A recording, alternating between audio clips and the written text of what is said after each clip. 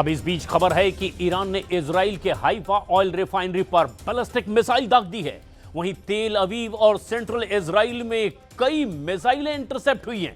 Iran के राष्ट्रपति Pezeshkian ने कह दिया है कि वो अमेरिका और इजराइल के दबाव में बिल्कुल नहीं झुकने वाले।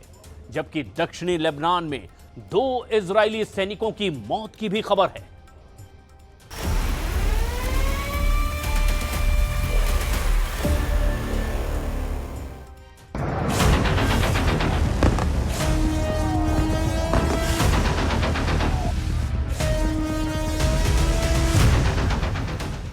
नेतन्याहू से हो गई गलती, बड़ी कीमत चुकाएगा इजराइल।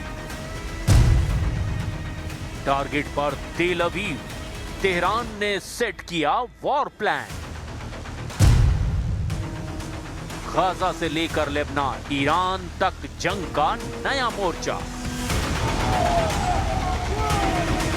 ईरान बहुत तेज पलटवार कर रहा है। तेहरान का दावा है कि अब तक 500 से ज्यादा बैलिस्टिक मिसाइलें और 2000 से ज्यादा ड्रोन इजराइल पर दागे जा चुके हैं, जिनमें से 40% हमले सीधे तेल अवीव पर हुए हैं।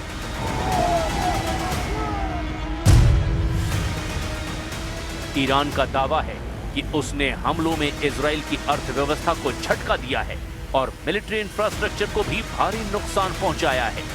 लेकिन सवाल यह है कि क्या सच में इजराइल को इतना नुकसान हुआ है जितना कि तेहरान दावा कर रहा है?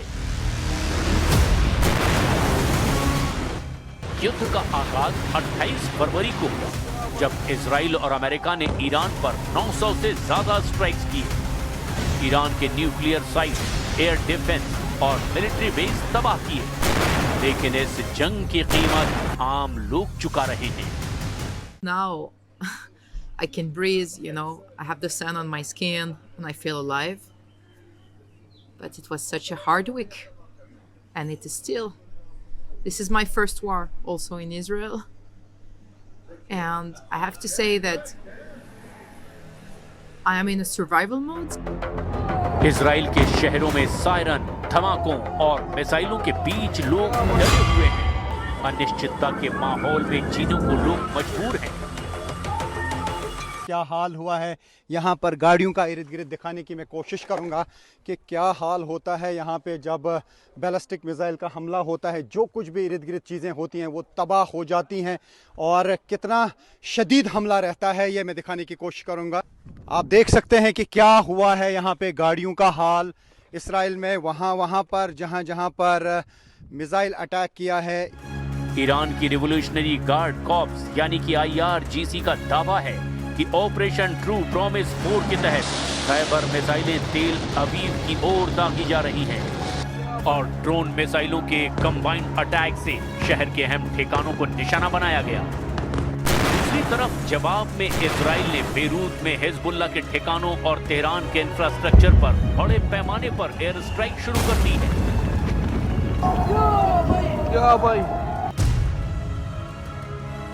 कई रिपोर्ट्स में दावा किया गया कि इजराइल को इस जंग में सिर्फ एक हफ्ते में 27 से 28 हजार करोड़ रुपए का नुकसान हुआ है।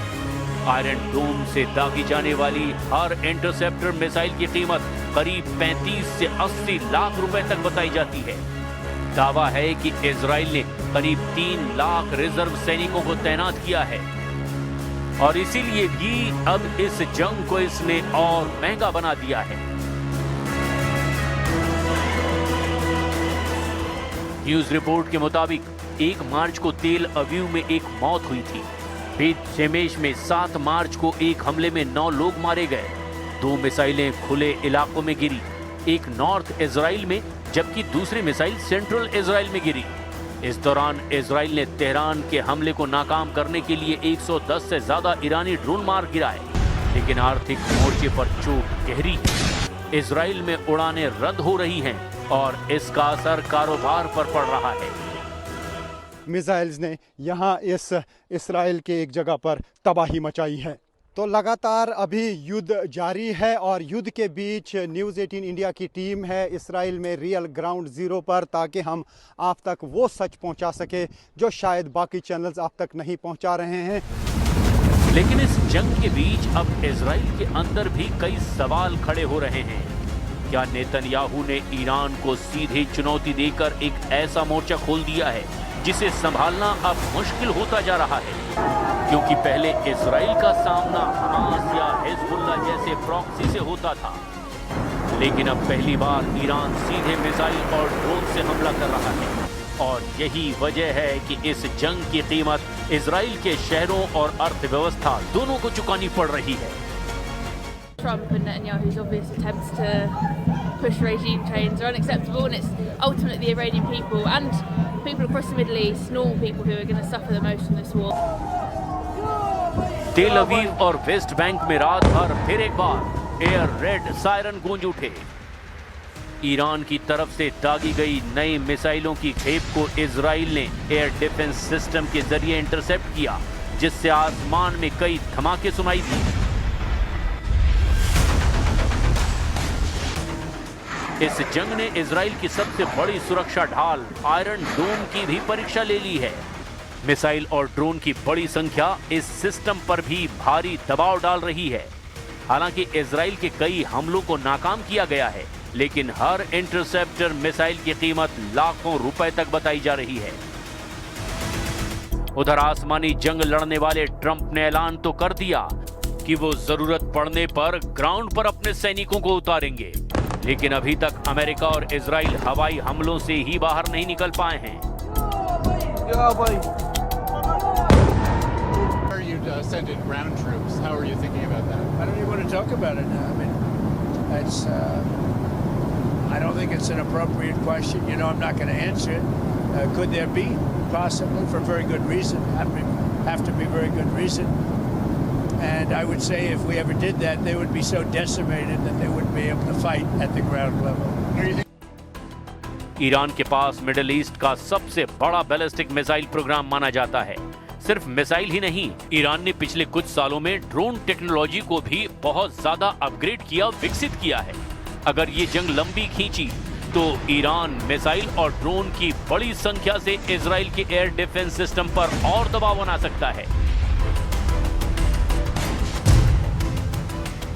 माना जाता है कि ईरान के पास 3000 से ज्यादा बैलिस्टिक मिसाइल हैं।